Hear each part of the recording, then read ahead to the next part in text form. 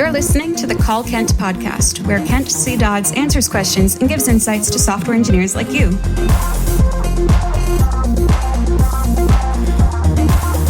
Now, let's hear the call. Hi, Ken. I love working with the nested UI architecture where I can use outlets to render nested UI with their own loaders. It's such a powerful pattern. I just want to know how far can I take it for my UIs, which essentially are lists of components. For example, on the project I'm working on currently, which is nothing.tech/products/phone-3, you'll see that this UI renders a bunch of app-like widgets. All of those are quite heavy on the page load. I'm trying to figure out an architecture where I can have individual loaders for each of those widgets so that they load in parallel and the LCP of the page is minimized. And that was the call. Here's what Kent had to say.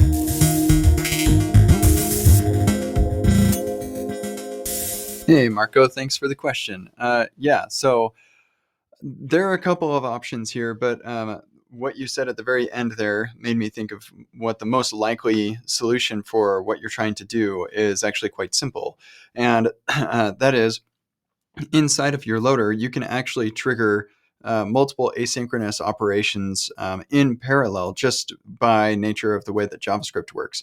So it's kind of hard to describe this over audio, so I'll include a little code sample in the description of this reply here. But basically, if you imagine your loader has, let's see, I'm actually going to pull up your site. So we've got maybe request essential, request performance, request glyph interface, request design. So you've got a bunch of these widgets on here, and if each one of those is making a request, and each one of those is going to have an await in front of it. What that means is that you have to do that one at a time. And so first you'll get the essential data, then you'll get the performance data, then you'll get the design data, and if those things aren't actually dependent on each other, then they can be run in parallel as you're describing. You don't necessarily, though, need to have a separate loader for each one of those. Instead, what you do is use an API called Promise.all. And what that allows you to do is you pass the promise of each one of these things, and it will return to you an array of each one of those resolved items. So they can all run it at the same time. And then when they're all resolved, then you continue. Like I said, I'll include a code sample, and there's also a library or a utility in Remix Utils that makes doing this a lot easier also. So I'll reference that as well. As far as, and actually I should mention one other thing. If you're really concerned about making sure that the page loads really quickly and you're okay with having some aspects of the page have a loading state when it does load, then you can use the defer feature. And I'll make sure to add a link to that as well, so that you can see how to use that. So there maybe are some parts of the page that maybe actually like a product page is a really good example where the product title and description are pretty important. And so you want to server render those, but then the reviews may not be so important. And so we defer those and we have a loading state for those instead. So anyway, those are a couple options that you have without having to have a loader for every one of the individual components. Let's assume that you want to do loaders for individual components anyway. This is actually what React Server Components is going to do for React Router. And that work is still ongoing in React Router, but it's getting closer. I'm actually speaking at ReactConf, where I'm going to demo some of how that works as far as the current state of things. And this will allow you to have a component that handles its own data loading. And so then each one of these effectively has a loader of its own.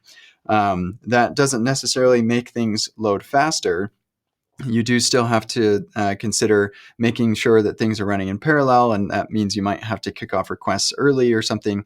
But it is a nicer way to structure your code so that you don't have to take all of the components' data requirements and slurp them up to the nearest router boundary, which is quite nice. So it's sort of related to this idea, but not necessarily.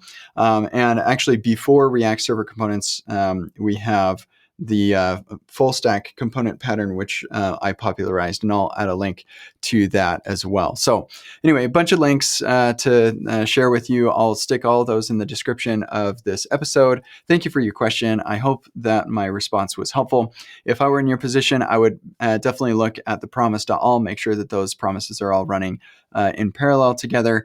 There's not anything that you can do structure-wise that would make that faster. Like having multiple loaders is not going to make that faster than just running things in parallel.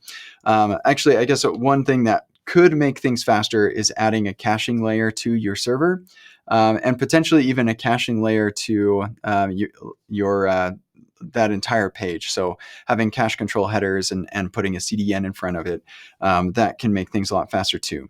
The challenge with that is if you've got really dynamic data that's based on the user or something like that, you won't be able to do that. And so moving the caching layer to the server would be the way to solve that. And so then each one of these components can be loading data that is cached. And so that should be really fast.